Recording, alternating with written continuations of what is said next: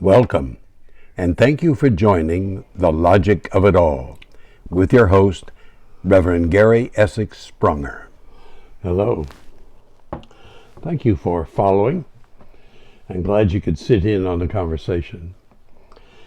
The last time, we were looking into what a follower of Jesus Christ can do, getting organized to put pressure on the federal government to find the near 500,000 children who are trafficked across our open border for slave labor and the sex trade, and rescue them from their captors known as sponsors.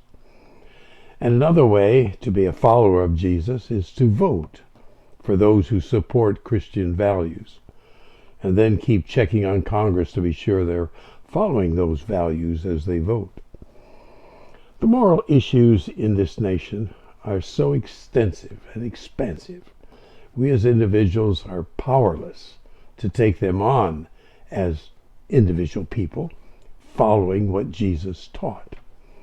Our only path is how we vote and follow through to see that our values are represented in how that vote is cast. It's all part of the commandment to love our neighbor as ourselves. This is important because we want to be leading a righteous life so that we can experience what is next after this life. And on this fourth Sunday after Epiphany, we get into how to live by being introduced to the early stages of Christ's ministry. For background, we studied the Old Testament, and the lectionary for this Sunday suggests Psalm 15. Lord, who may dwell in your sanctuary? Who may live on your holy hill? He whose walk is blameless, and who does what is righteous, who speaks the truth from his heart, and has no slander on his tongue, who does his neighbor no wrong, and casts no slur on his fellow man, but honors those who fear the Lord, who keeps his oath, and even when it hurts, who lends his money without usury, and does not accept a bribe against the innocent. He who does these things will never be shaken. This is known as a Psalm of David, and the author is asking the Lord, who may dwell in your sanctuary? Who may live on your holy hill?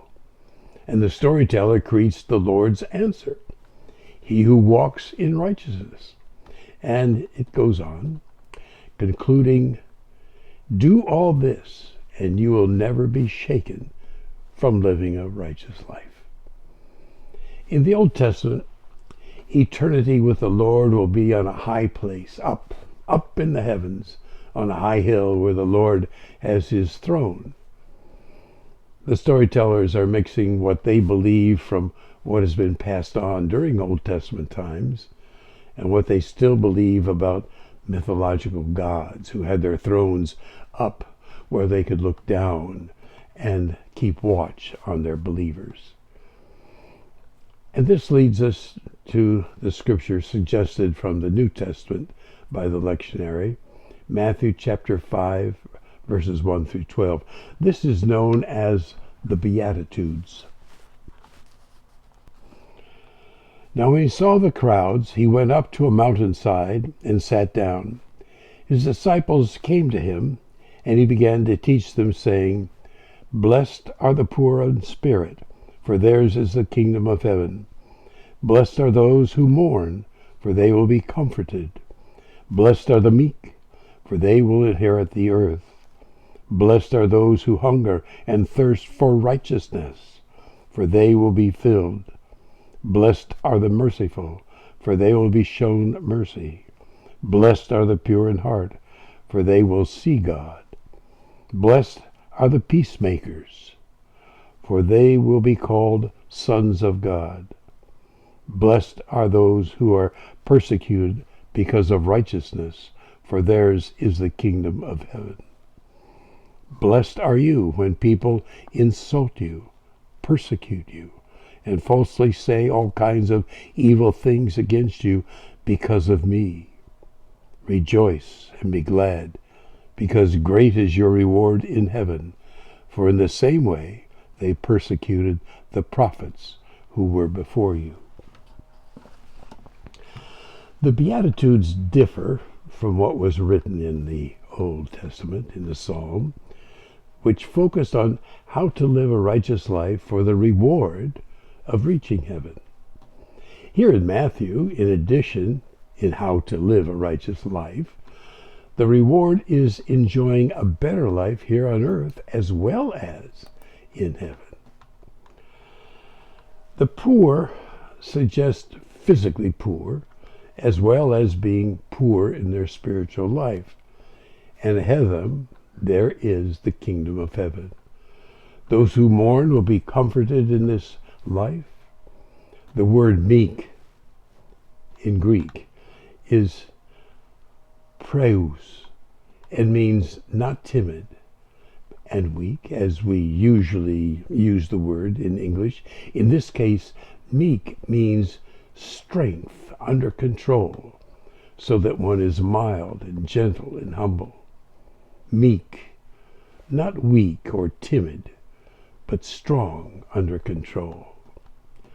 This is important in these times of anti-Semitism and anti-Christianity, two faiths being hated by those of another faith, and the atheists, jihadists, and Marxists have no use for us. It's no time to be meek in the English sense, but meek in strength under control. There are riots now that support those in this country illegally, who are criminals of the worst kind. Our federal government is trying to deport killers who have decided to live outside the bounds of humanity and are a threat to citizens, law-abiding citizens. There are several reasons why the undesirables in our country are being protected instead of protecting the people of this country, this nation. And even some Christian leaders have publicly taken a stand against removing illegal criminals, all under the umbrella of love thy neighbor. What the pious fail to realize is that the illegals are a political tool to increase the population in districts so that there's an increase in congressional seats for their party. And they are to be given voting rights as well. They are not neighbors, but robbers of our rights to be legally represented and our right to live our lives safely, instead of having killers, rapists, child molesters, thieves in our neighborhoods. Illegals are not just that, not immigrants. Illegals are aliens who are being protected by politicians for their reasons, and the religious pious for a misguided understanding of neighbor and the word meek, which is strength for those who follow their faith with common sense.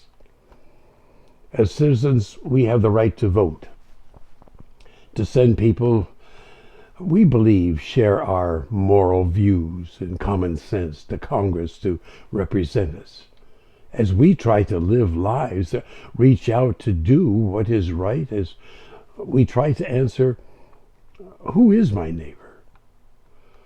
We elected a man to lead us, a man who shares our values. He's used strength and done the morally correct action to reach deals in negotiating an end to the killings in 8 wars, conflicts, by convincing the adversaries.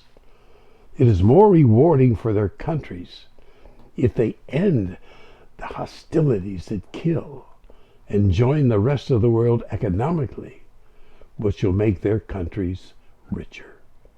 Joining the nations in world trade is more rewarding than killing off your young generation, which is their future, the future of their country. And what does this man get in return?